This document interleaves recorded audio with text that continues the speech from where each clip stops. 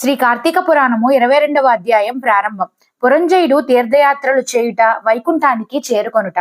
జనక మహారాజు అగస్త్య మహర్షిని యుద్ధంలో విజయం సాధించిన తరువాత పురంజయుడు ఏ విధంగా తన జీవితాన్ని గడిపాడో వివరంగా చెప్పమని ప్రార్థించాడు. విజయలక్ష్మిని వరించిన పురంజయుడు సదాచార సంపన్నుడై యజ్ఞ యాగాది క్రతువులు చేస్తూ దేవేంద్రుని వలె వైభవోపేతంగా రాజ్యపాలన చేస్తున్నాడు.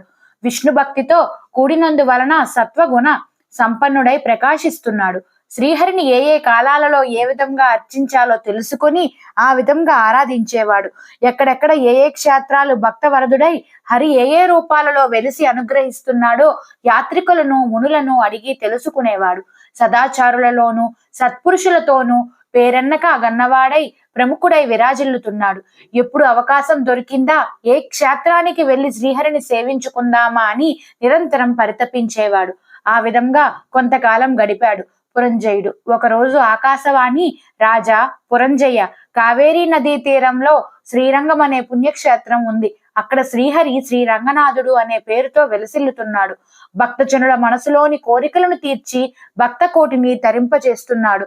భూలోక వైకుంఠమైన శ్రీరంగ క్షేత్రానికి వెళ్లి శ్రీరంగనాథుణ్ణి అర్చించు. నీ జన్మ చరితార్థమవుతుంది, నీకు విష్ణులోక ప్రాప్తి లభిస్తుంది అని వివరించింది. ఆకాశవాణి మాటలు విన్న పురంజయుడు పులకించిపోయాడు. రాజ్యభారాన్ని మంత్రులకు అప్పగించి శ్రీరంగ దర్శనానికి బయలుదేరాడు.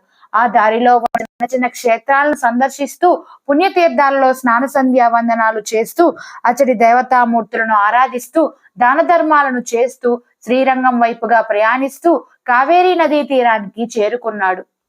స్నాన దాన జప తప హోమ ఆరాధనలన్నింటినీ మిక్కిలి భక్తి శ్రద్ధలతో నిర్వహించాడు. కార్తీక మాసం 4 రోజులు అక్కడే ఉండి కార్తీక మాస విధులను నిర్వహించి తన రాజధాని అయిన అయోధ్యకు చేరుకున్నాడు. పురంజయుడు నిరంతరం శ్రీరంగ, వాసుదేవ, శ్రీహరి, లక్ష్మీ వల్లభ, ఆపదోద్ధారక, శ్రీరంగనాథ అంటూ శ్రీహరిని ధ్యానిస్తూ మంత్రి సామంతులతో సంప్రదిస్తూ రాజ్యాన్ని ప్రజారంజకంగా పరిపాలిస్తూ క్రమంగా వైరాగ్యాన్ని పొందాడు. నిరంతరం హరినామ స్మరణను చేస్తూ కాలం గడుపుతున్నాడు. వయసు పెరిగి వార్ధక్యం మీద పడింది. భక్తి భావన కూడా పెరిగింది. కుమారుడికి పట్టాభిషేకం చేసి పుత్ర పౌత్రాదుల మమకారాన్ని తుంచుకున్నాడు. సమస్తము శ్రీహరే అని భావిస్తూ వాన ప్రశస్త్యాన్ని స్వాగతం పలికి స్వీకరించి శ్రీరంగానికి చేరుకున్నాడు. ప్రతినిత్యము పూజాదికాలతో జీవితాన్ని గడుపుతూ శరీరాన్ని వదిలిన పురంజయుడు వైకుంఠానికి చేరుకున్నాడు. 22వ రోజు పారాయణము సమాప్తం.